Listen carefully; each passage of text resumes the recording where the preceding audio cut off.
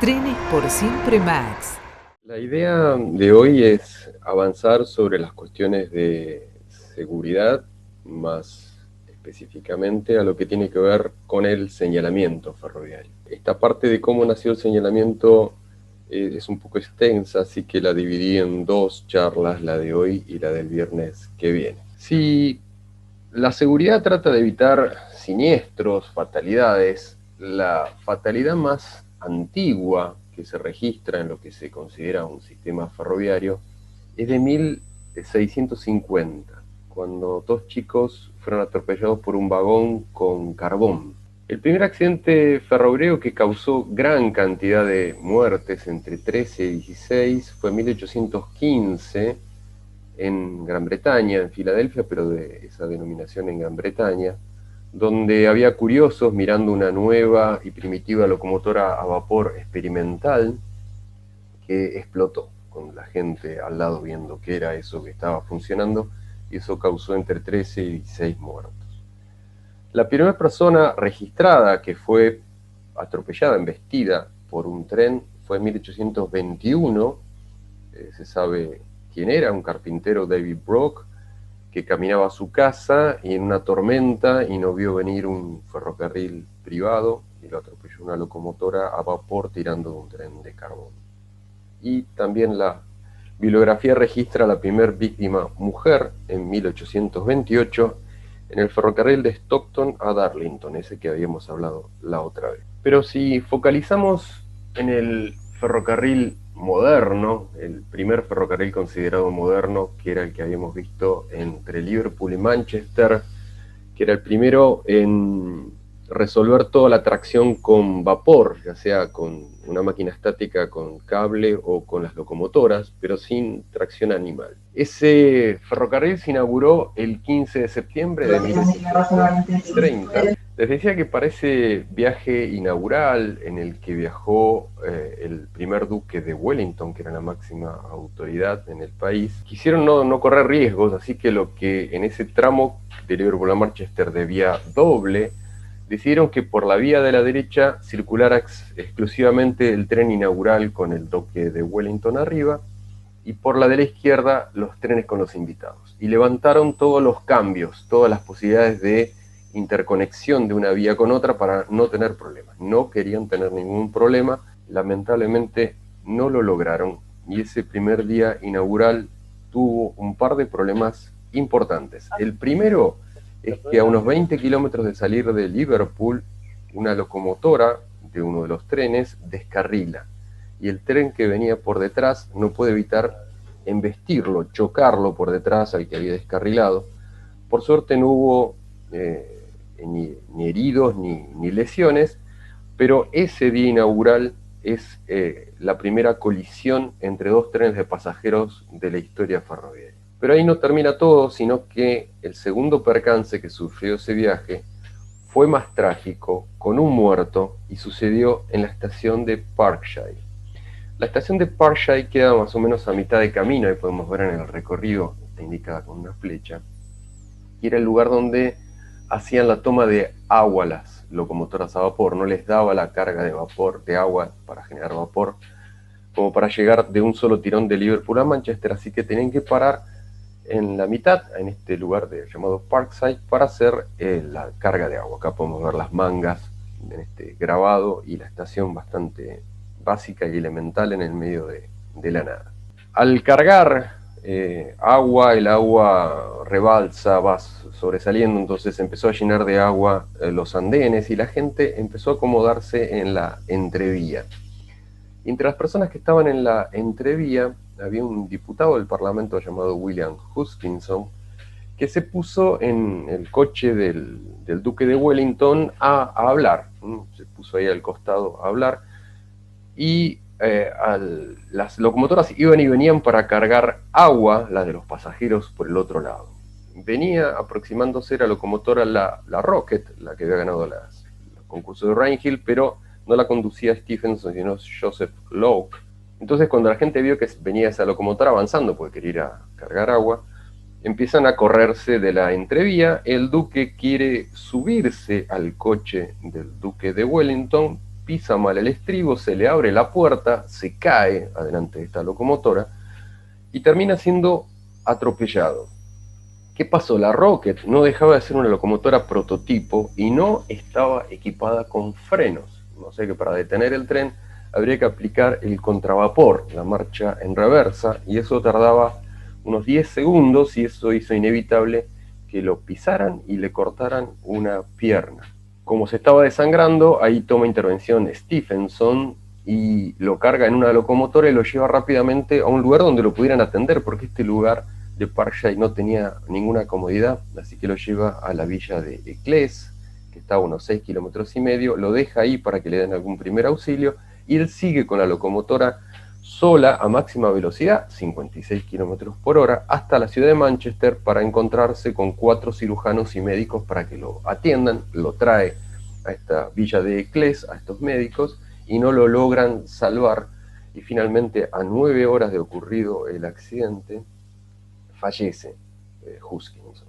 O sea que el día inaugural fue bastante negro, con un descarrilamiento, un choque y este muerto. En particular, este diputado había sido uno de los que más había abogado en el Parlamento por la creación del ferrocarril, uno de los que más impulsaba eso. El día se enlutó, había una fiesta en Manchester que no pudo hacerse. Fue un día negro en ese sentido.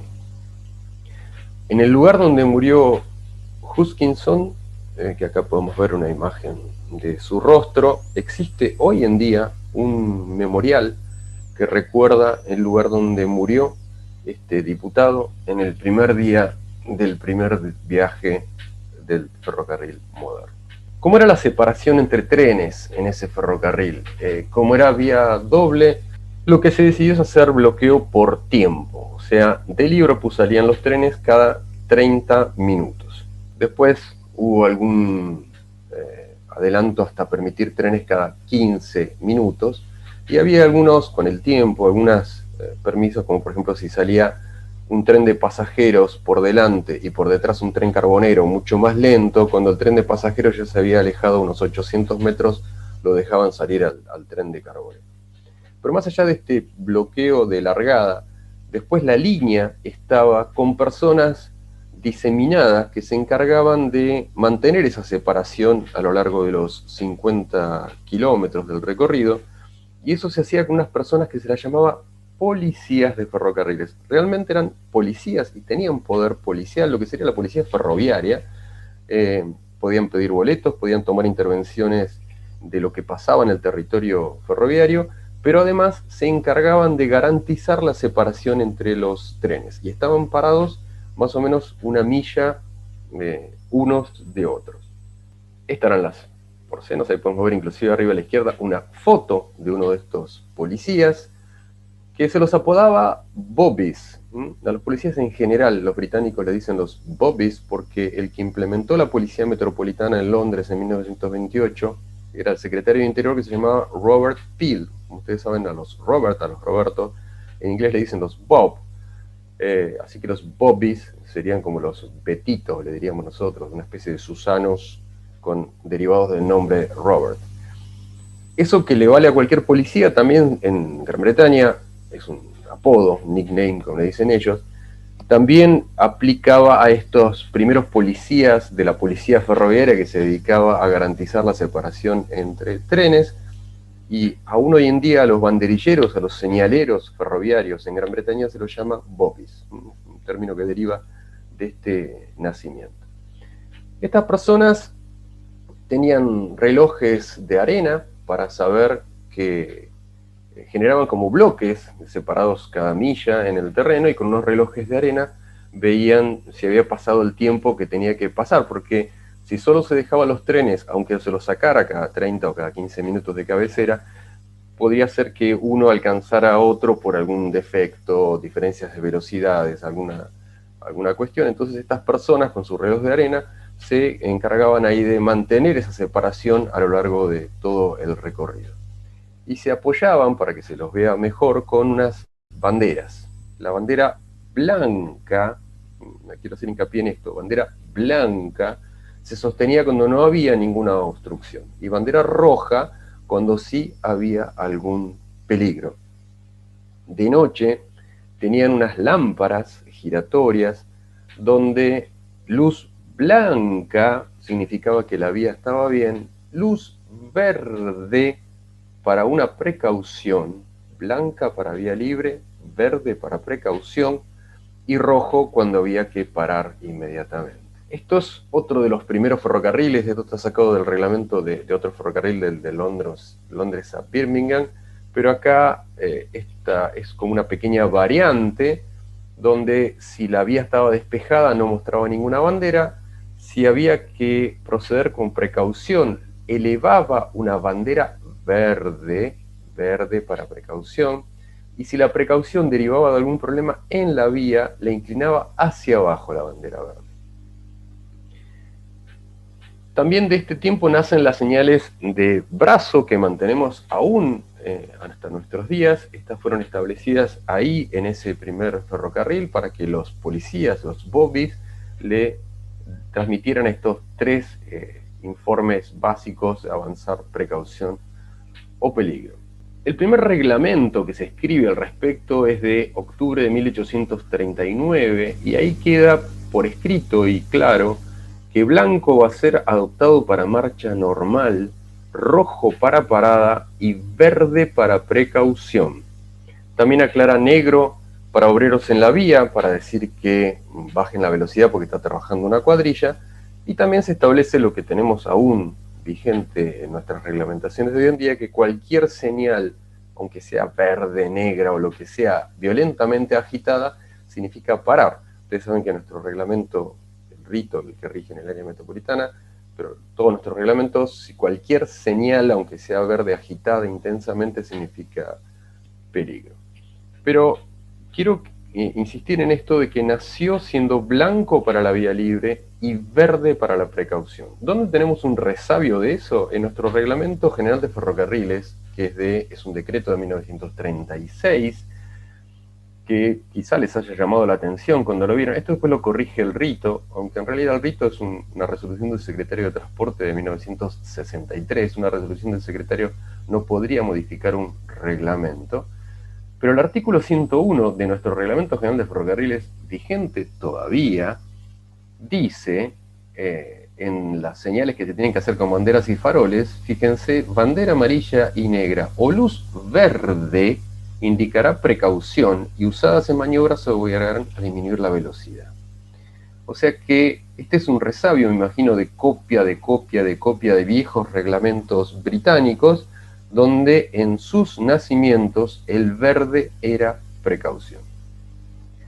También hay el artículo 104, lo cito como referencia histórica, que de noche, si se careciera de faroles apropiados para hacer señales, estas podrán efectuarse agitando cualquier luz o haciendo una fogata en el medio de la vía, lo que indicará el conductor que debe parar. Eso sigue vigente en nuestro reglamento. Y otro resabio del verde como precaución, pero este ya es interpretación mía, con lo cual es opinable, es por qué el rito tiene como boleto de vía libre, si es que a alguno le llamó la atención, la BL, el boleto de vía libre, es de color blanco y la BP es de color verde. Bueno, yo entiendo que también es un resabio de estos viejos tiempos en que el blanco era vía libre y el verde era precaución. Ustedes saben que estos boletos se dan cuando se descomponen los aparatos de bloqueo y hay que hacer avanzar al tren. Si no pasa nada, se le da la BL, el boleto de vía libre en blanco, y si tiene que además observar, no sé, precaución en un paso a nivel, en un puente que se está arreglando, lo que sea, se le da el boleto de vía libre con precaución y ese es verde. Mi interpretación es que esto viene de esos primerísimos tiempos del nacimiento. Medidas de seguridad. Una medida de seguridad muy interesante de 1833 es el silbato ferroviario, porque hasta ese momento las locomotoras tenían una bocina parecida a la de los autos, como esos claxon con una pera que se aprieta, y registra la literatura de que en el ferrocarril de Leicester a Swannington, una locomotora, inclusive se sabe el nombre, llamada Sansón, con un tren cargado de manteca y huevos en su camino hacia el mercado de Leicester, colisionó con un caballo y su carro en el paso a nivel de Thornton. No hubo nadie herido, pero se tomó como un hecho grave porque el conductor dijo que él usó la bocina, la apretó todo lo que pudo, pero no se escuchaba. Entonces el gerente de ese ferrocarril, se sabe el nombre, Ashley Baxter, dijo, ¿por qué no hacemos una bocina o silbato que se active con el vapor, que va a tener mucho más, se va a escuchar mucho mejor? Y el que inventa la primer trompeta de vapor en 1833 es George Stephenson, el que había hecho la Rocket.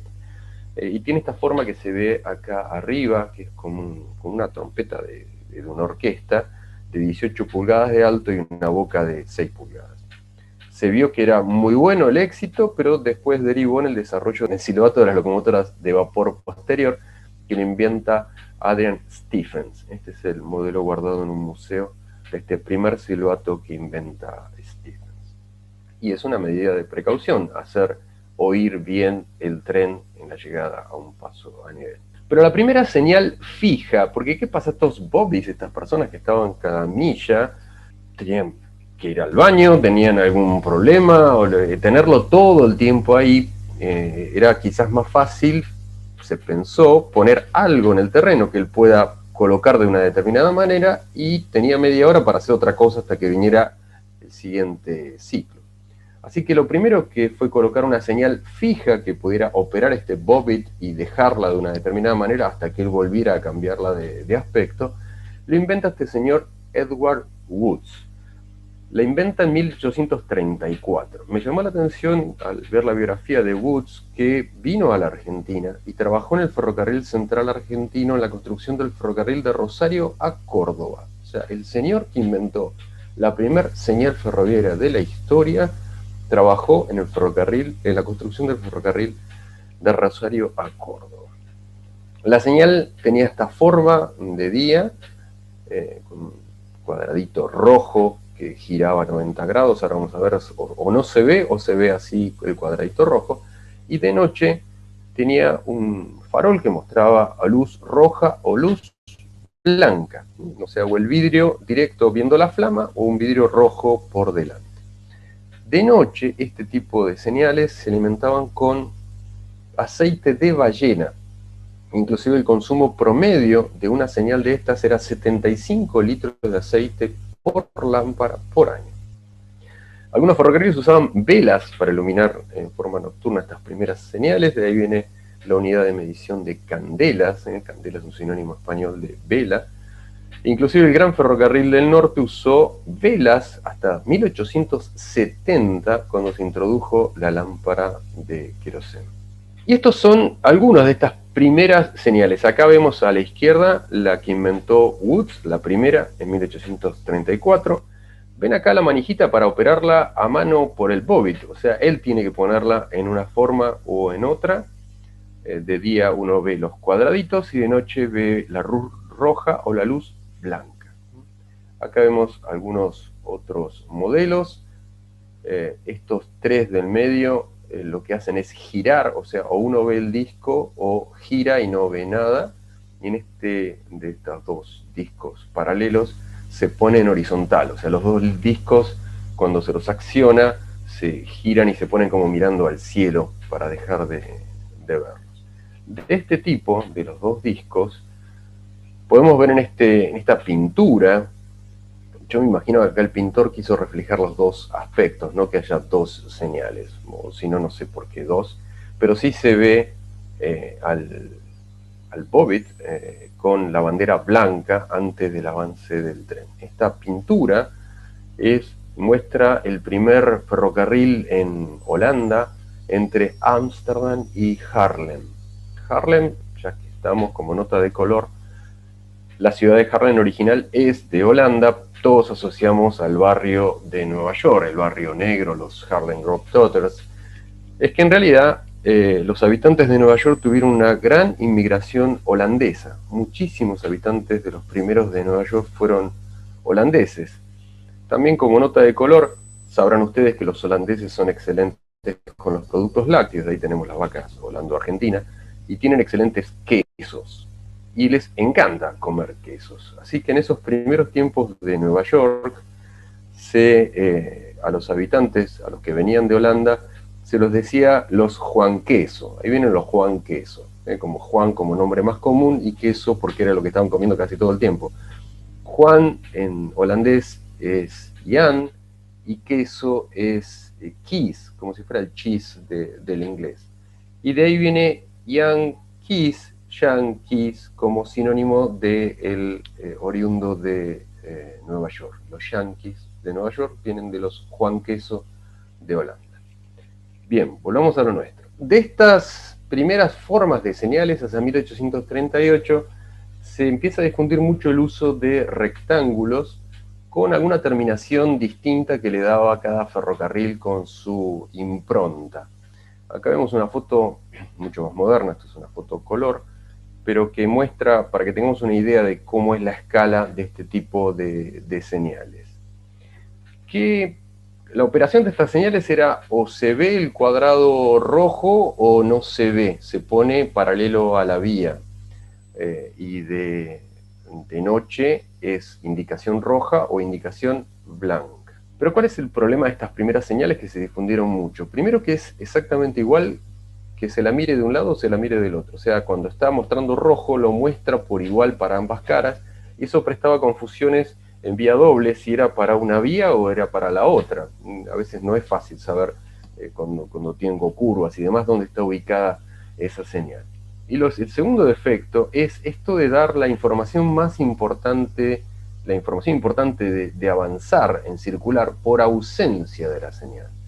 Porque puedo ser que no la veo la señal porque se puso paralela a la vía, se escondió y entonces tengo vía libre, o puede ser que se la robaron o que se rompió el tablero porque se voló en una tormenta. Entonces, eso es realmente un defecto original de seguridad, no es fail-safe, no es seguro ante fallas. La falla que puede ser que se vuele el tablero me estaba dando la indicación más importante, la indicación de avanzar, no la más importante, la más importante es parar, pero me estaba dando la información de avanzar y la que me podía llegar a producir un accidente. Un intento de solución, por lo menos de esta cuestión de que era exactamente igual mirándola de un lado y del otro, la da este señor Albinus Martin en 1839, que crea esta señal para un solo camino. Ven que tiene una parte maciza, rellena de color rojo, y otra parte hueca. Acá esto que se ve blanco en realidad es que se ve del otro lado, está hueco. Entonces, si veo así es que está bloqueado, está en rojo para la circulación por la izquierda. Si es así, está bloqueado para la circulación por la derecha. Así es que están bloqueadas ambas vías, ascendente y descendente, y así es que estarían libres ambas vías. Después se le agregó, este señor Albinus Martin, una segunda señal aquí abajo para si hubiera desvíos, o sea, para diferenciar la vía de la vía principal de la que se desprendía de la vía principal con un desvío. También era habitual en esos primeros tiempos poner en la punta de las plataformas una señal que ven como que dice el board de los 10 minute signals, señal de el tablero de la señal de los 10 minutos, que era que se ponía como que no se podía avanzar a peligro durante los 5 o 10 minutos que tenía que esperar ese tren en plataforma, y cuando se lo despachaba se giraba este tablerito para saber que lo habían despachado el tren. Inclusive en algunos ferrocarriles le agregaron alguna precaución, como que esté atento que en cualquier momento lo despacha. Respecto de los colores, aquí quiero hacer un hincapié especial a ese tema de los colores de estos primeros tiempos, donde vamos a ver acá una señal del ferrocarril de Caledonian de 3 aspectos, donde tenemos peligro, rojo, verde, precaución, y blanco, vía libre. Blanco de noche, con el farol blanco y con la ausencia de señal, o sea, bastante raro, chocante para lo que hoy tenemos en nuestra cabeza de ferroviarios modernos. En Estados Unidos el verde compitió durante un buen tiempo con el azul. Se usó bastante el azul como precaución en lugar del verde. Pero sí el rojo y el blanco como parar y vía libre. En Gran Bretaña el color verde como precaución se mantuvo casi hasta 1893. En Estados Unidos esto de la competencia del azul empezó hacia 1870, para que nos ubiquemos más o menos en época. ¿Quién sigue hoy en día usando el verde como precaución? El único ferrocarril del que yo tengo conocimiento del mundo, por lo que dicen las literaturas, que utiliza el verde todavía es en Suecia, en esta señal que es la señal de distancia. Este sería el equivalente a la cola de pescado de nuestra señal mecánica, donde el verde, fíjense, aún, bueno, estoy tirando doble con alguna variante, pero el verde es precaución. Esto es precaución porque la que viene está a peligro, y estos son ya señalamientos por velocidad, donde es precaución porque va a haber que bajar a 80, precaución porque va a haber que bajar a 40. En la reglamentación sueca, si las señales de bloqueo están separadas, las principales, más de 3 kilómetros, obligan a poner señal de distancia, si no, no hace falta. O sea que realmente uno encuentra estas señales en zonas rurales, en zonas urbanas, está todo el bloqueo automático, no las va a encontrar. Pero este es un resabio de este tipo de verde usado en precaución, y es, hasta donde yo sé, la única señal que persiste hoy en día que lo mantiene. Con respecto a los colores, los colores a usar en forma nocturna era un problema muy importante con el tipo de vidrio. La industria del vidrio no estaba muy avanzada. Sí era bueno el vidrio del color rojo, o sea, el blanco como transparente o el rojo para dar el color. ¿En qué sentido bueno o malo? Que yendo al verde, yendo al azul, tapaban mucho la flama de la señal. O sea, el vidrio verde era el blanco, perdón, era el que mejor se veía, y después iba bajando. Si el vidrio era rojo, la visibilidad era 1/3 de la flama directa; si era verde era 1/5, y si era azul era 1/7. ¿Quién hizo estos estudios de la visibilidad con los vidrios de la época? Unos señores llamados Chappé, en 1792 en Francia, hicieron todos unos estudios para Napoleón, utilizados para las flotas navales napoleónicas. Ahora vamos a ver un poco de eso. Pero entonces tenemos que lo histórico era el blanco para vía libre y el verde para precaución, y hoy en día, bueno, como ustedes saben, el verde es vía libre. Pero tenía que ver mucho con esto de la visibilidad por el tipo de vidrio de la época. También había un problema fail-safe, hablando de seguridad ante fallas, ¿no? O de ir a la posición más segura en caso de una falla, es que usar el blanco para vía libre no era muy feliz, porque si se rompía el vidrio rojo del farol que estaba delante de la flama, va a quedar viéndose el blanco, o si se cae el vidrio se rompe. O sea que la rotura de ese vidrio rojo me va a dar la indicación de la flama directa, que era considerada la vía libre. Así que ya teníamos ahí un problema fail-safe. Recién hacia 1870 los británicos empezaron a usar el verde para vía libre, pero el problema que tenían es qué color usar para la precaución, ¿eh? Si querían diferenciar una señal de entrada de una de distancia, qué color le daban a la precaución previa. Y ahí tenían el problema de la tecnología de los vidrios de la época, como les decía, donde los verdes iban de un verde amarillento a un verde azulado, y los amarillos iban de un naranja amarillento que se confundía fácilmente con el rojo. Así que tenían problemas especialmente con el color de la precaución. Por fail-safe viraron al verde para no seguir con el blanco, que no cumplía los requisitos básicos de seguridad, pero les aparecía el problema de cuál usar con la precaución. Eso termina después de que Edison inventara en 1880 la lamparita eléctrica, es cuando empieza a definirse el blanco, cambiándolo por el verde, y se utiliza el naranja o el amarillo para la precaución. Esto de el verde para vía libre y el naranja o el amarillo para precaución se terminó de definir en Gran Bretaña hacia 1893, pero en Francia siguió hasta 1937. Siguiendo con la evolución histórica, eso fue un paréntesis por los colores, pero estábamos en los primeros tiempos de las señales. Hay una señal muy interesante, señal de unas pelotas que inventó este señor, que se hizo en este ferrocarril Reading, la estación de Reading del ferrocarril Gran Oeste, donde si la bola está arriba es vía libre, si la bola está abajo es peligro. Y este señor, Daniel Gooch, que era el superintendente de locomotoras, hace una primera afirmación muy importante para el mundo ferroviario es: si la bola está arriba, el tren avanza; si la bola está abajo, el tren para; si no se ve la bola, el tren también tiene que parar. Y esto ya empieza a ser un criterio de fail-safe, de seguridad, de tener dos indicaciones positivas, tanto para el avanzar como el peligro.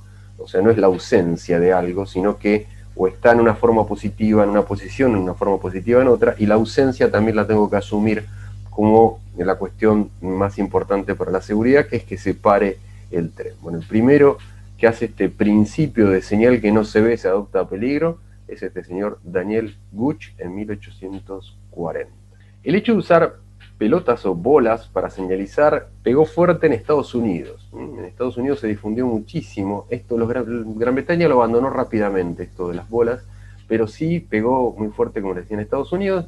Se usaron bolas de madera pintadas de rojo, blanco o negro, movidas hacia arriba y hacia abajo, y la primera vez que se usaron para usarlas en bloqueo de avance de los trenes fue en 1852 entre Nueva York y New Haven, a tal punto que hoy en día los ferroviarios norteamericanos usan el término de high ball, o sea, la bola arriba, como sinónimo de vía libre. Conductor norteamericano o un ferroviario norteamericano hoy en día le va a hablar de high ball como: tengo high ball, tengo vía libre, tengo la bola alta, entonces puedo circular porque hay vía libre. Y esto viene de estos primeros tiempos y la derivación de lo que se usó en este ferrocarril inglés que pegó fuerte en Estados Unidos.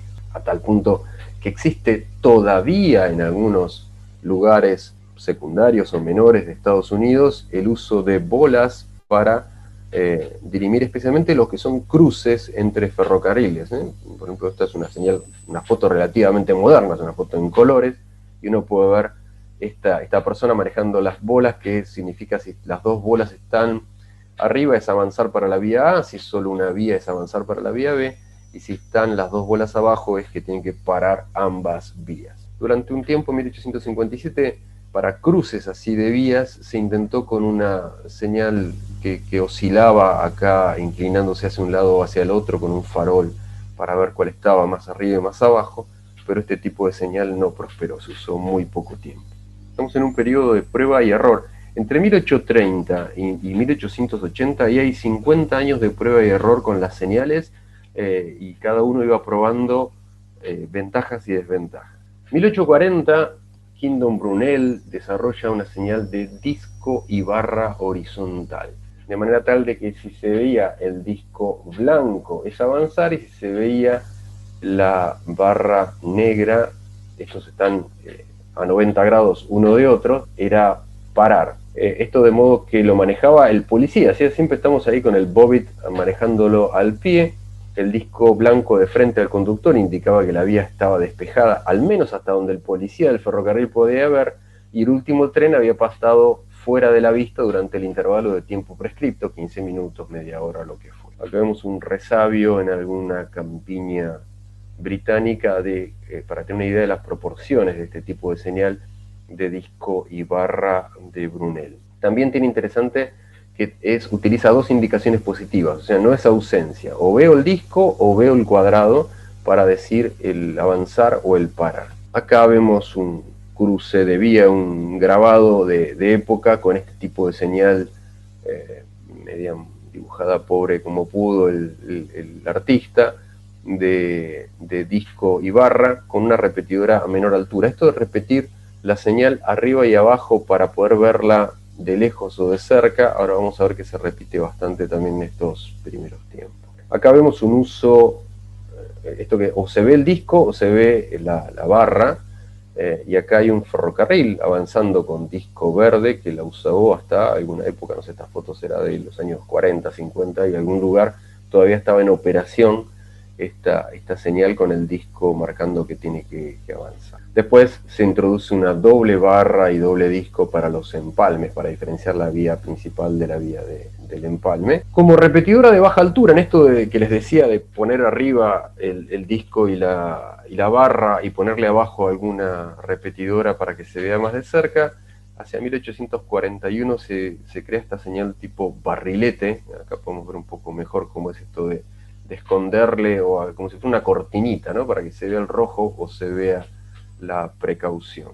O esta es la otra variante para dar la repetidora de baja altura, o sea, esto es lo que estaría arriba, el disco y la barra, o a baja altura, o está este barrilete, o está este triangulito para poder verlo más al pie. Se entiende mejor con este grabado. Acá podemos ver el bobit, el policía, el tren que avanza, y cómo acá está la señal para verse a alta altura y la de baja altura para verla más de cerca. Acá le está mostrando el disco, o sea que se puede avanzar, y acá vemos la flecha roja porque estamos de espalda. Lo que va a ver el tren es la flecha verde, vuelvo una, va a estar viendo cuando el disco está hacia arriba, abajo de frente al conductor se ve la flecha verde, y eso es lo que está viendo acá el conductor, el disco arriba y la flecha de la cara verde en su avance.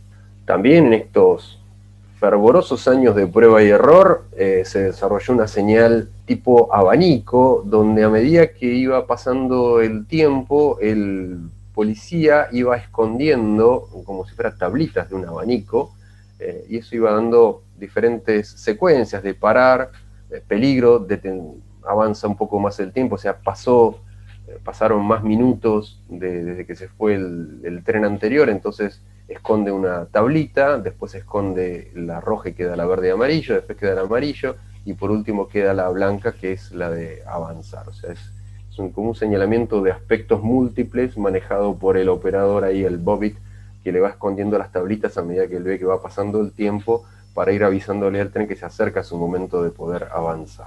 Finalmente aparece en escena el semáforo ferroviario. Si bien no termina de dominar la escena, porque sigue habiendo otros desarrollos, después vamos a ver que se termina afianzando, pero acá es cuando aparece el semáforo ferroviario entre 1840 y 43.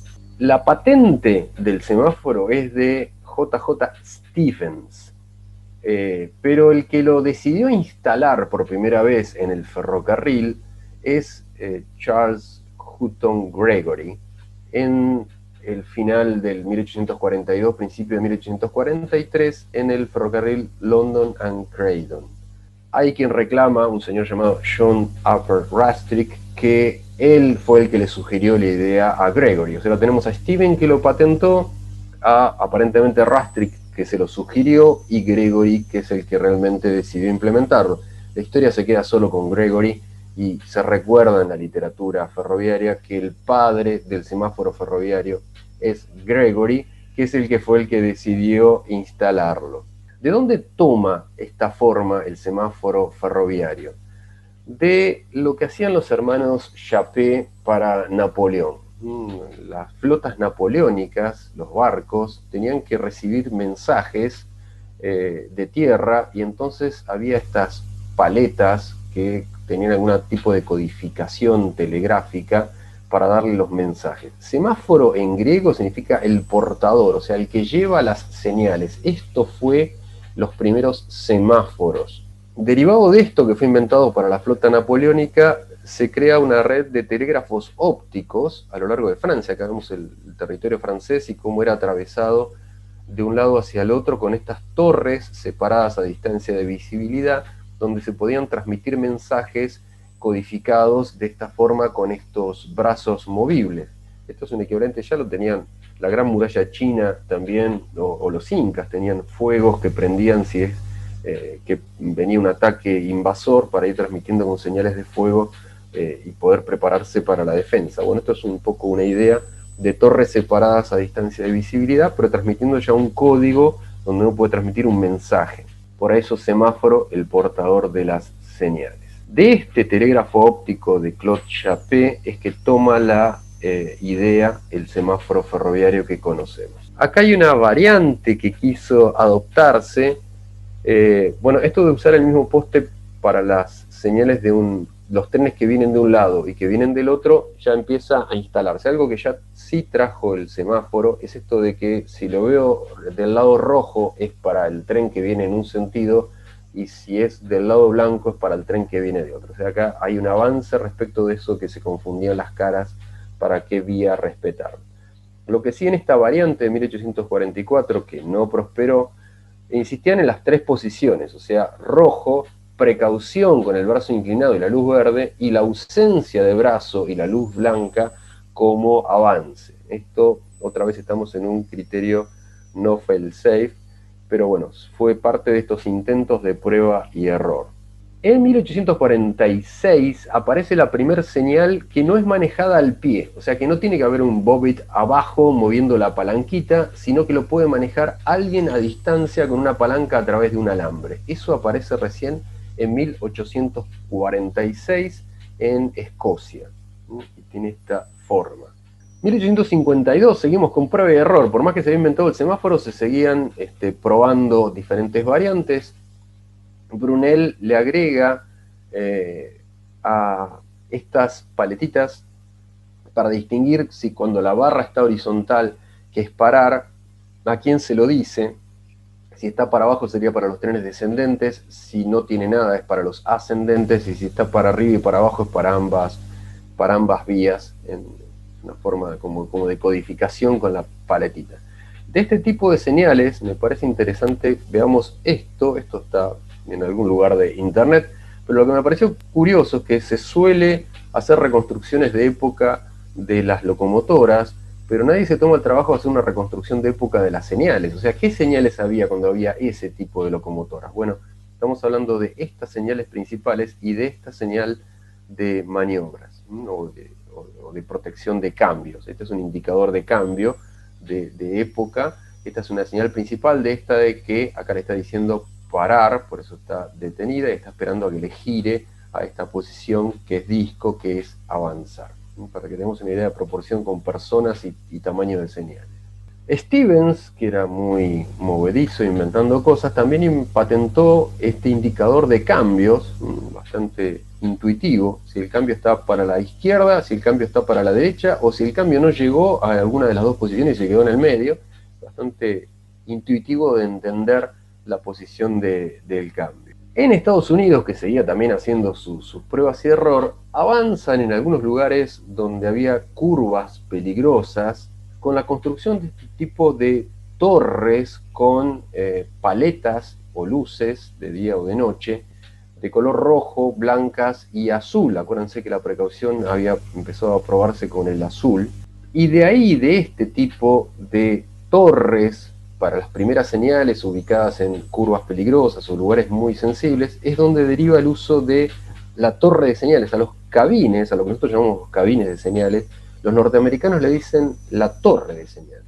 Aunque sea un señalamiento electrónico moderno, siguen hablando del lugar donde se maneja como la torre de señales. Y el término torre, así como los ingleses todavía le llaman bobbit a los señaleros, los norteamericanos le llaman torre a la mesa de mando de señales, derivado de estas primeras torres para sostener estos tipos de señales. Les decía que le faltaba algo todavía al semáforo de Gregory para consagrarse, y ese algo viene después de este accidente. Como vamos a ver en varias charlas, muchas de estas mejoras vienen después de accidentes. ¿Qué es lo que pasó en 1876? Bueno, había un tren de cargas que estaba cruzando y estaba inhibida, o quería estar inhibida por señales, el avance de un tren de pasajeros.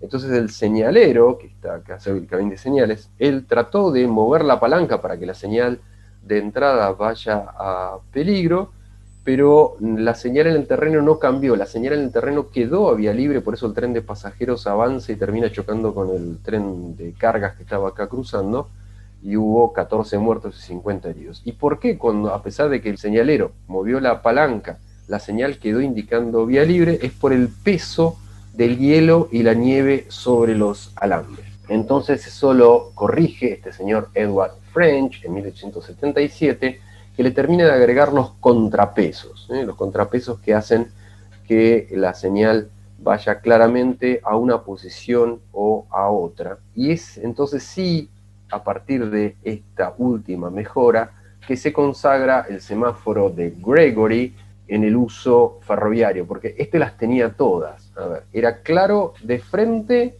para la vía que lo está utilizando, o de espalda para la que no lo tiene que utilizar.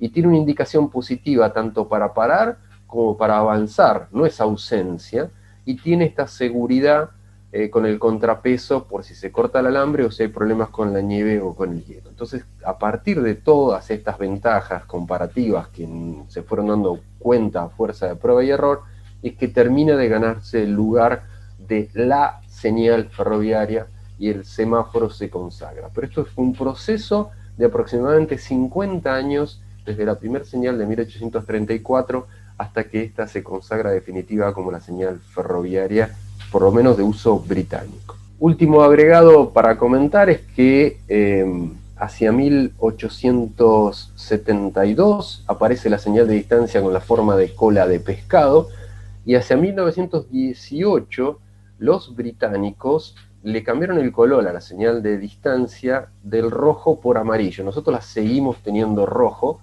donde todavía tenemos señales de brazo, pero los británicos con un criterio interesante, porque si el amarillo es precaución y estando horizontal es la única que no es absoluta y estando horizontal se la puede atravesar porque significa precaución y no peligro, migraron del color rojo al color amarillo, y esa parte de la historia nosotros no la copiamos. Otra parte importantísima, tanto como las primeras señales, era cómo asegurar el bloqueo entre trenes y no andar dependiendo del bobby que mire el reloj, sino el poder saber que el tren llegó a un determinado lugar y no se quedó en el camino para poder despachar el siguiente tren por detrás. Y eso aparece a partir de un elemento importantísimo para la seguridad de la circulación ferroviaria, que es el bloqueo telegráfico. Muchos ferroviarios lo sabemos, inclusive porque nuestro reglamento, el rito, explica el bloqueo telegráfico, aunque hoy nadie maneje más el telégrafo. Y lo primero que nos viene a la cabeza es, bueno, esto nació cuando Morse inventó el telégrafo en Estados Unidos. Bueno, la cosa no es exactamente así. Primero que Morse no fue el primero en inventar un telégrafo. Ya hay en 1753 telégrafos hechos por atracción electrostática. En 1800 Volta inventa la pila, justo en el año redondito. 1800 Alessandro Volta, de ahí viene la unidad volt de medición, que todos lo sabemos, inventando la pila por un principio electroquímico. En 1809 se inventa, no prospera mucho porque era un armatoste tremendo, pero este telégrafo electroquímico, en función de la tensión aplicada por esta pila. El nombre pila viene porque es apilar un disco arriba de otro para armar la diferencia electroquímica de tensión. De ahí viene pila de apilar, de volt. Y acá está aplicando la tensión en dos determinados cables que van a terminar haciendo producir burbujas en este líquido por la tensión que tiene, que salen de unos determinados lugares. Entonces uno puede ver a qué letras le aplicó tensión de este lado para que a una distancia, lo que dieran los cables, uno viera burbujas coincidiendo con las mismas letras a las que le se puso tensión. Entonces un telégrafo electroquímico de transmitir información por este principio electroquímico, tanto de la pila como lo de las burbujas. Una cosa complicadísima, pero no deja de ser interesante como idea y como invento. 1816 aparece un formato de telégrafo eléctrico de François Ronald para transmitir en forma electromagnética. Esto acá aparece todo un desarrollo muy importante porque en 1820 Oersted descubre que una aguja de una brújula se desvía cuando circula corriente. Empieza a aparecer el electromagnetismo, la asociación entre la corriente y el campo magnético. En 1820 se inventa el galvanómetro, el instrumento de aguja. En 1825 se inventa el electroimán, que tiene este formato que muestra acá este grabado. Y en 1835 Henry, el de la unidad del Henry de los inductores, inventó el relé, norteamericano Henry. 1832, primer telégrafo electromagnético que lo inventa este señor Schilling, que logró hacer una transmisión sin cables a una separación de 100 metros entre dos oficinas con un aparato de este tipo. 1833, Weber y Gauss, dos de la unidad de flujo magnético, de la campana de Gauss y de tantas otras cosas, dos monstruos de la física, desarrollan este telégrafo electromagnético, también va a transmitir información gracias al electromagnetismo. Y Weber, la W en alemán se pronuncia como V corta, Weber en 1835, es el primero en plantear de que los rieles podían llegar a servir para el circuito de vía, para un circuito de vía eléctrico. Va más allá. En 1835 es cuando nace el primer ferrocarril en Alemania entre Nuremberg y Fürth, y él ve a los dos rieles del ferrocarril como cables de telégrafo para transmitir información cuando los trenes no estaban circulando. Normalmente una cabeza distinta en cualquier momento que querramos ver la de estos genios. Y finalmente, 1837, ahí es que inventa Morse el telégrafo con el código Morse, que habrán escuchado que trata de lo que hizo también Morse, fue un estudio del idioma inglés y ver cuáles eran las letras que más se repetían. Encontró que la letra que más se usa en el idioma inglés en los mensajes es la E, por eso le asigna el punto como el código más breve, y así es por una cuestión estadística de la que más se usa, la que menos se usa, cuán complicado o no es el código de punto y raya de Morse. Pero este no es el que se usó para el ferrocarril británico de los primeros tiempos. El bloqueo telegráfico nace en Gran Bretaña y no nace con el ferrocarril, con el telégrafo de Morse inventado en Estados Unidos. El que se usa para usos ferroviarios fue inventado en el mismo año, Morse lo había inventado en 1837, en el mismo año. Es más, hay algunos documentos que dicen que Morse lo copió de una exposición de Cook y Wheatstone en Inglaterra, y de ahí derivó la idea que llevó a Estados Unidos. El telégrafo que se inventó en el Reino Unido, que es muy distinto, que es este, lo inventaron Cook, que era un inventor, y Wheatstone, que era un físico, es el que popularizó el puente de Wheatstone. No es que lo inventó él, sino que él popularizó el uso, y el nombre deriva de esta persona que lo usaba mucho para sus desarrollos físicos, el puente de Wheatstone. Y desarrollan estos dos señores este tipo de telégrafo. ¿Qué quiere este tipo de telégrafo? Evitar el problema del código de Morse, que era un código difícil de aprender, y tratan de hacer algo intuitivo. Ven que acá tiene 5 agujitas. Bueno, depende de cómo se magnetizan las agujitas, la convergencia de las dos agujitas forma la letra. Por ejemplo, yo quiero armar la letra G, se mueve esta agujita y se mueve esta agujita. Pero es mirarlo. Sé que no es fácil, pero es intuitivo, no hay que saber ningún código, es ver qué agujitas se mueven, ver dónde convergen, y así pueden formarse todas estas letras. Se podían formar 20 letras. Ahora, para funcionar de esta manera, la vinculación entre un aparato y otro necesitaba 5 o 6 hilos, alambres de cobre, cables, como lo quieran ver, de conexión. Esta es la patente del 10 de junio de 1837, que explica cómo era este invento que habían hecho Cook y Wheatstone.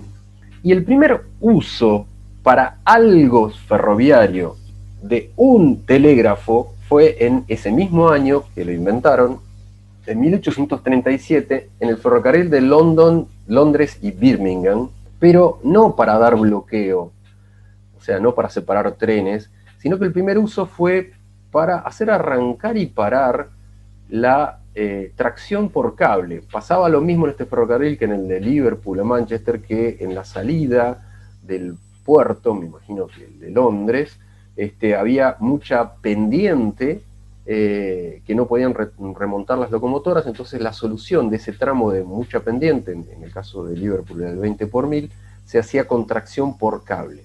Ahora, alguien tiene que decir, hace que tire el cable para que pare de tirar el cable, porque hay que acomodarle en algún lugar a los coches. Bueno, para este uso es que se buscaba el telégrafo, para poder dar la orden de cuándo hacer tirar el cable y cuándo parar el cable. Y entre el lugar donde estaba la máquina de vapor que hacía la tracción por cable y el lugar donde tenían que ver si se habían acomodado o no los coches, había más o menos 1 milla, 1,5 kilómetros, que es lo que querían conectar de alguna manera, y ahí es donde le ofrecen la idea, o le llega la idea, a Cook. Entonces Cook lleva este aparatito de 3 agujas, o sea, formaba los códigos con estas agujitas que se esconden, se ponen paralelas o se ponen mostrando su disquito, parecía como una vieja señal, dentro de un galpón de máquinas que se estaba armando en ese ferrocarril nuevo, y arma adentro de ese galpón un circuito de 5 hilos de cobre y demuestra cómo sería dar una orden de un lugar a otro con este telégrafo de 3 agujas ahí adentro del galpón. Y le muestra unos días después, 6 días después, este telégrafo que había montado ahí adentro del galpón a Robert Stephenson, el hijo de George Stephenson, que era el ingeniero en jefe de esta compañía. Y le gustó a Stephenson. Entonces, para convencerlo un poco más, empezó a hacer un tendido ya no adentro del galpón, sino entre los lugares donde tenía que manejarse la máquina de vapor y empezar a tirar el cable, eso separado por una milla, y tira unos cables como pudo colgado en el túnel, cruzando la vía, haciendo un cruce de vía que me imagino bastante difícil, y finalmente le agrega a ese tendido provisorio un aparato nuevo de 4 agujas, ya no este, sino otro que tenía otro formato que le había acercado Whiston, y entonces ahí sí Stephenson, Robert, dice, sí, esto es lo que quiero para poder instalar ahí, entonces ahora que hiciste tu gasto para convencerme, te voy a comprar un sistema a costo del ferrocarril. Y ahí es donde se instala formalmente, por primera vez, un telégrafo que ya fue de este tipo, ya del de 5 agujitas, para hacer arrancar y parar. Lo que más me llamó la atención de lo que había de documentación es cómo fue el vínculo de 5 hilos. El vínculo de 5 hilos se hizo enterrando estos bloques de madera con, ven que tiene 5 muescas, tiene 2 acá y una arriba, y ahí tiene insertada una planchuelita de cobre. O sea, esto sería el tatarabuelo del multipar moderno. O sea, el primer vínculo de esta milla de largo entre un transmisor y un receptor de este tipo de telégrafos para hacer arrancar y parar la máquina que hacía tirar los alambres, los cables que tiraban a los coches, se vinculaban por esto, se enterraron estos 5 alambres de cobre paralelos con barniz grueso incrustado en listones de madera, empapados en alquitrán entre las estaciones, que es una milla de largo. Casi más que el telégrafo me impresionó el vínculo hecho con esta manera que ya les digo, me suena como el tatarabuelo del multipar moderno. A Cook y a Whiston les quedó la idea de que esto que estaban usando ahí para la máquina, para arrancar y parar el tirar el cable, esto se podía llegar a usar para controlar trenes en estaciones, y hacen una prueba entre 2 estaciones ferroviarias para probar de despachar trenes entre esas 2 estaciones. Eso lo hacen en 1839. Usan este tipo de aparato de 4 agujas que podía formar 20 indicaciones, o sea, 20 letras posibles, depende de cómo coincidieran las agujitas, y que llevaba 5 alambres de vinculación. Pero en vez de usar el tatarabuelo ese de madera con cobre, acá ya usan unos alambres de cobre barnizados, aislados en tela de hule de la India, dentro de una tubería de 3/4 de pulgada presurizada con gas para que no entre agua. O sea, con gas a presión adentro para que no entre agua. Esto era el vínculo de estos aparatos más amigables en su código para ver las letritas con 5 agujas, porque necesitaban 5 vínculos entre uno y otro. Se desarrollaron también aparatos de estos en Gran Bretaña, de 1 o 2 agujas que necesitaban solo 1 o 2 alambres de vinculación y no 5, o que era lo engorroso. Tenían este formato así grande como para operarse por una persona parada por delante, pero claro, al tener pocos cables se complica el código, no hay otra. Pero el código que usan los británicos era de este tipo, un código que podía tener, eran golpes de esta aguja, o sea, esto es single needle, es una sola aguja, un código de 1846. Una inclinación, o sea, la aguja está en el medio. ¿Qué pasa si se inclina una vez a la izquierda? Es la cruz de Malta. Si se inclina 2 veces a la izquierda, es la A. Si se inclina 3 veces a la izquierda, es la letra B, así hasta 4. Y la D es una a la izquierda larga, una inclinación cortita a la derecha, como el punto y raya, pero acá es cuánto tiempo está inclinado hacia la izquierda y cuánto tiempo está inclinado hacia la derecha. Esa es la letra D. La R es al revés, es cortito a la izquierda, largo a la derecha.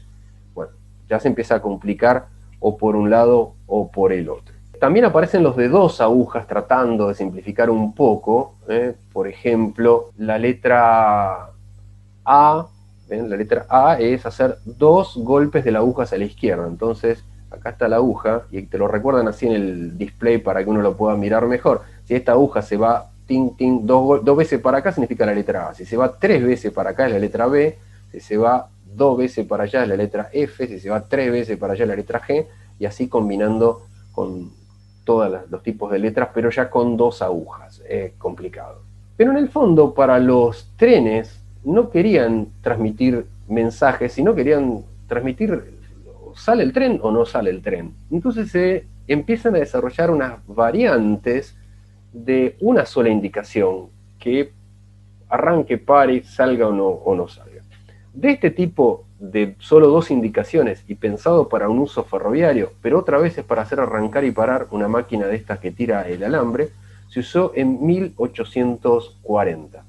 Acá podemos ver un grabado de la estación terminal de este ferrocarril entre Londres y Blackwall, y después de que nos damos el primer golpe de vista, podemos encontrar ahí el telégrafo este de Cook y Wheatstone de una aguja con estas indicaciones de arrancar y parar, y acá podemos ver a la persona que está manejando el cable. ¿Lo ven acá? El cable en estos rollos escondidos bajo la tierra, que son los que se van a enganchar o no para tirar a los coches. Ven que está sin locomotora, porque esta es la parte que se los trae o se los lleva con cable, y el telégrafo está usado para justamente hacer arrancar o parar el tirar de ese cable.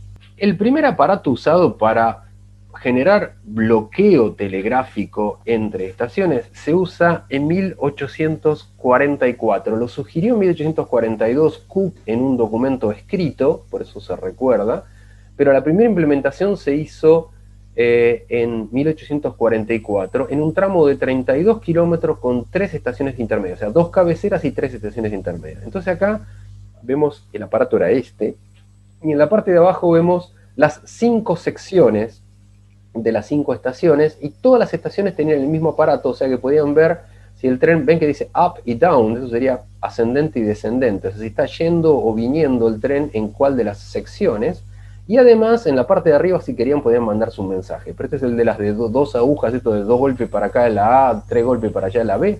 Bueno, esta parte de arriba es para mensajes, y esta parte de abajo es como un train describer, que sea viejo como yo sabrá de qué estoy hablando, como un CTC si ustedes quieren moderno, para saber por dónde anda el tren dentro de las 5 secciones de la línea y poder dar el permiso para que vaya avanzando de una sección a otra.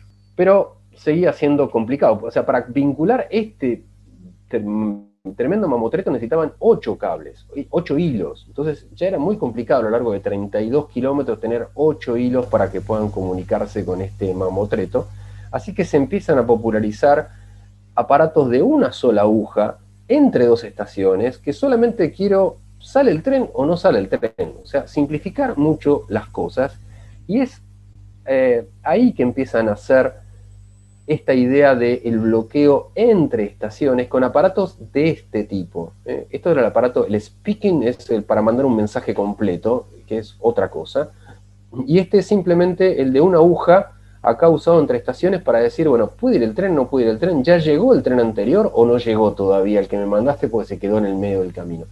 Esto es cuando nace realmente el bloqueo telegráfico entre estaciones. ¿Cómo era la línea de transmisión?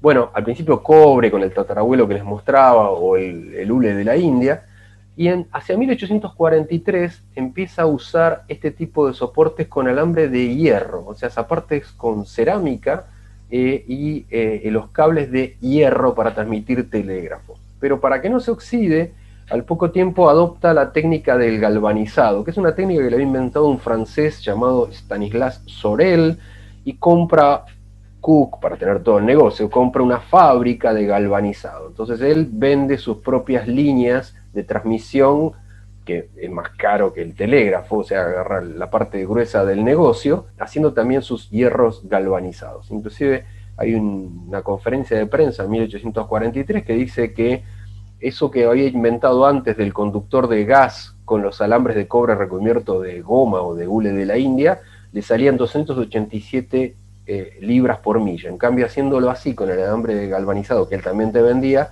ahora sale 149 libras por milla, y entonces, bueno, se empiezan a popularizar estos tipos de líneas telegráficas y empiezan a aparecer en el horizonte ferroviario cabañas telegráficas como la de este ferrocarril en 1843. Acá me impresiona este grabado de lo que es la primera línea de larga distancia entre Londres y Southampton, donde podemos ver la señal de estas del tipo primitiva que estábamos viendo, el telégrafo ya instalado, del tipo con el alambre galvanizado que te vendía Cook, y si ustedes quieren, vía doble y sin pasos a nivel. Acá está muy bien el ferrocarril, vía doble, sin pasos a nivel, con señales, con telégrafo.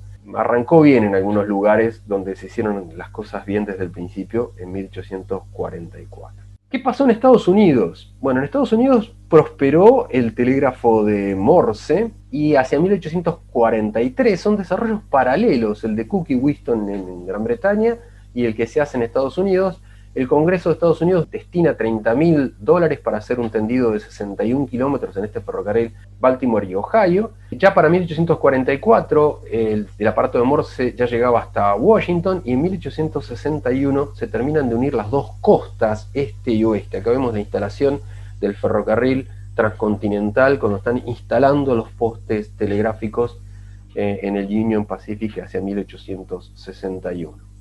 Comentario que en 1851 se adopta un código Morse internacional, que es distinto al que había hecho Morse para los norteamericanos y para el lenguaje norteamericano. Se crea, bueno, me llamó la atención también encontrar un Morse para letras rusas, ¿no? Porque claro, ¿cómo son las letras del código del cirílico ruso y su código Morse?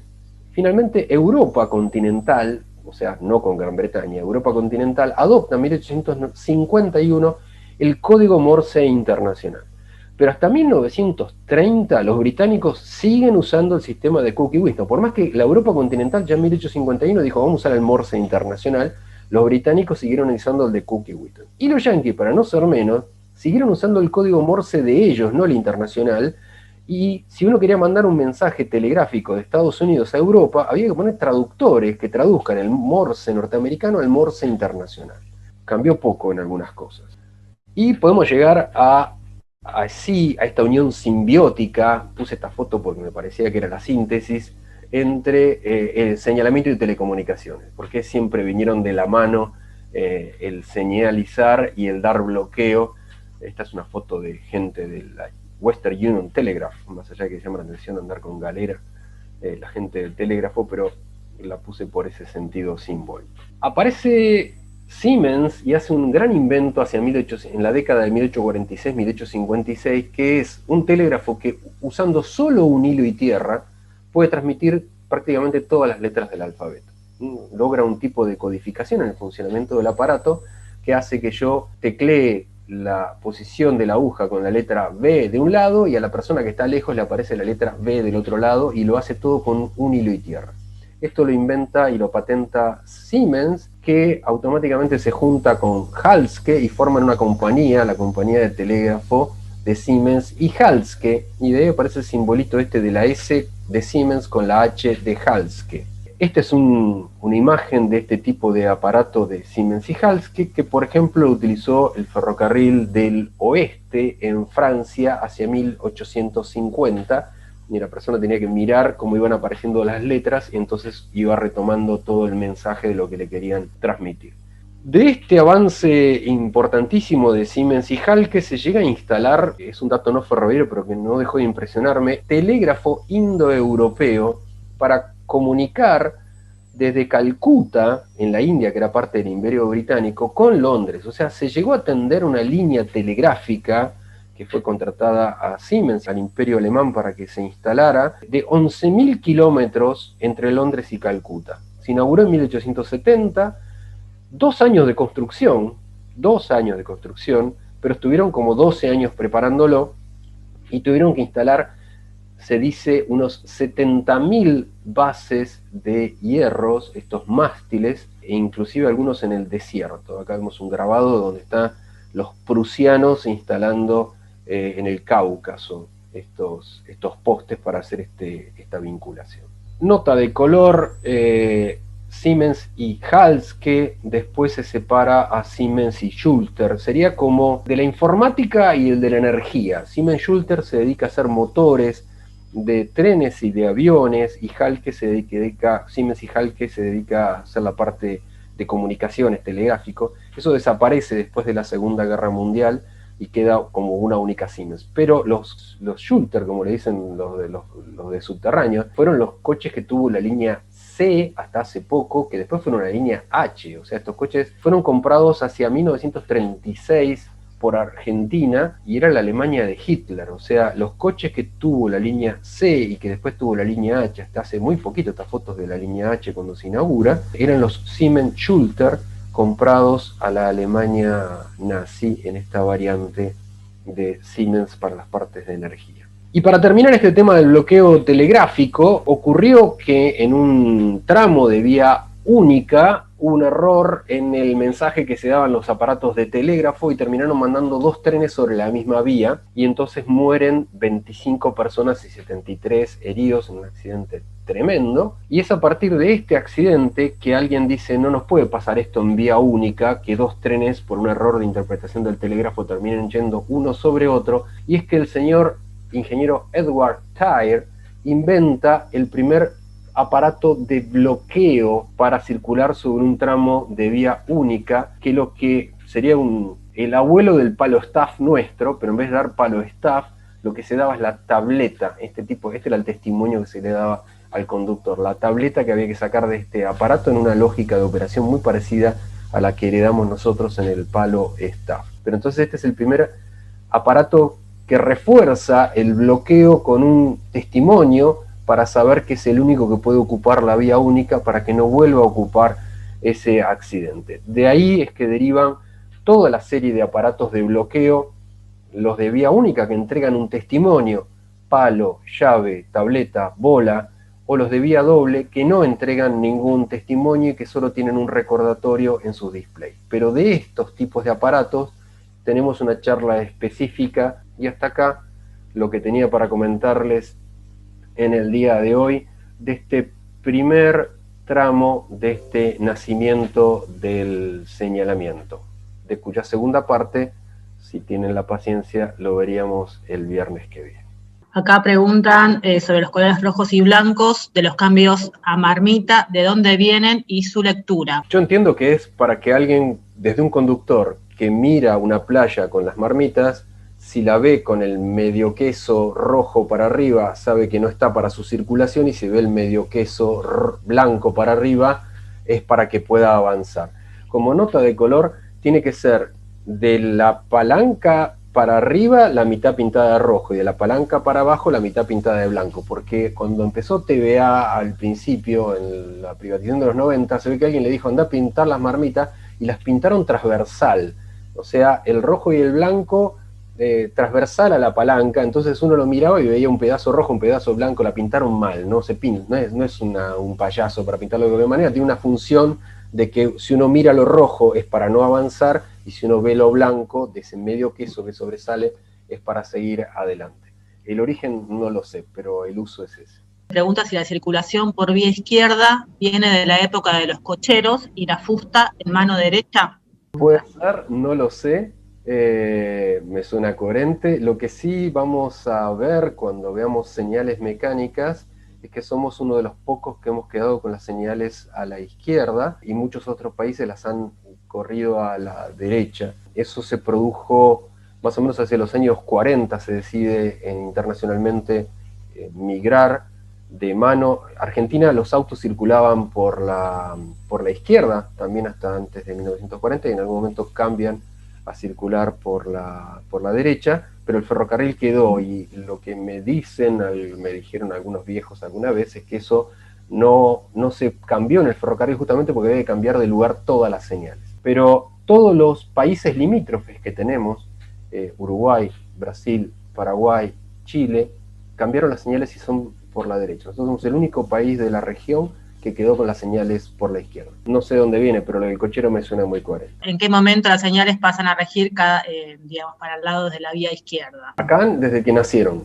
desde la primer señal que se instaló acá en Argentina, es a la izquierda. Cuando en Gran Bretaña, me imagino que también desde el principio, por algo parecido a lo que debe decir Juan, pero esa parte me la perdí. Cuando usted explicó en los principios en las distancias de señales, Me quedé con los 800 metros para hacer circular un tren carbonero detrás de un pasajero. ¿Esa es la distancia que quedó actualmente de cantón a cantón? No sé por qué se tomó esa distancia. Sí, es la distancia que tenemos entre la señal de distancia y la señal de entrada en el señalamiento mecánico, que es la distancia de frenado que necesitaba una locomotora a vapor para frenar.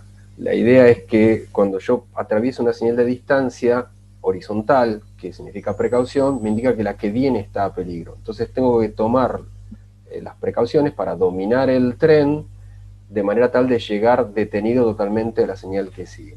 Como esto puede pasar con algún problema de visibilidad y encontrársela bastante encima, supongo que tiene que ver a la máxima velocidad que circulaba una locomotora a vapor, desde el momento que ve la señal horizontal de distancia y empieza a disminuir su velocidad hasta detenerse totalmente ante la señal de entrada, y de ese cálculo de frenado es que surgirían los 800 metros. Si tiene que ver o no con el vapor, con ese carbón al principio, la verdad que no lo sé, casualidad. Quisiera preguntarle si conoce con qué señalamiento comenzó a operar nuestro primer ferrocarril en la estación Parque.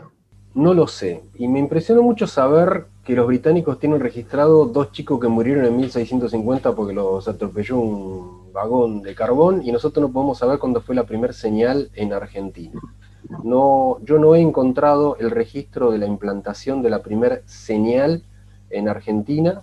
Las primeras fotos que encuentro están más cerca de 1870, pero entre 1857 y 1870 no puedo encontrar dónde apareció la primera señal, y no puedo saber si la porteña del Parque y la Floresta tenía señales. Creo que sí tenía telégrafo para vincular el orden de circulación, y creo que no tenía señales, pero no lo puedo saber y no hay registro, lo cual, a la luz de los registros que tienen los británicos de su historia, me da cierta envidia. Y bueno, quizás haciendo arqueología, investigación, buscando fotos, podamos rearmarla entre todos, pero eso es un bache que tenemos en la historia. Las primeras que aparecen o que yo encuentro aparecen en 1870, así que no sé si del Parque tenía señales. La secuencia de protección de señales, peligro, precaución libre, ¿a qué se debe y desde cuándo? Entonces me imagino que estamos después del invento de los circuitos de vía, que fue hacia 1872, y es una cuestión de capacidad, de distancia de frenado y de velocidad a la que vienen los trenes. Nosotros tenemos por norma en Argentina recubrimiento entero, que significa que un tren está protegido por 2 señales a peligro, una a precaución y por último la de vía libre. Y se llama entero porque estando el tren de adelante, lo máximo que puede quedar es, apenas pasó la señal la cola, quedarse ahí la cola. Y el tren que viene atrás va a poder avanzar hasta la anterior señal que va a estar a peligro, pues son 2 señales a peligro, la que está justo antes de la cola y la que sigue atrás. Entonces lo máximo que puedo tener separados 2 trenes que se acercan es un cantón entero, que es como se llama cantón, es como se llama el espacio entre 2 señales. Entonces por eso lo llama recubrimiento entero. A diferencia de lo que existe como común en muchos otros países del mundo, la verdad que el recubrimiento entero es una rareza y es una excepción hoy en día en el mundo. La mayoría usan el recubrimiento que se llama ordinario, que es que detrás de la señal, que cada señal por delante tiene un tramito de un circuito más cortito de overlap, de resbalamiento, de protección ordinaria, y de manera tal de que si el tren que ya pasó la señal también liberó ese circuito de overlap, solo lo protege una señal a peligro. Y si no llegó a liberar ese circuito de overlap, lo protegen 2 señales a peligro. O sea que, pero puede estar separado entonces por una señal a peligro y ese circuito de resbalamiento o overlap, y es menos, y la de atrás viene a precaución. ¿Y por qué a precaución? Bueno, Tren de la Costa no tiene señal a precaución, es un problema de cuánto querés avisarle antes para que reaccione el conductor. ¿Querés que se encuentre con la señal a peligro delante de las narices? Salió de verde del anterior y se encuentra con la que viene roja. Eso va a hacer a que te muevas en una determinada forma, y es mucho más amigable avisarle con anticipación con una precaución. Y después aparece también el doble amarillo o el cuarto aspecto que se le quiera dar.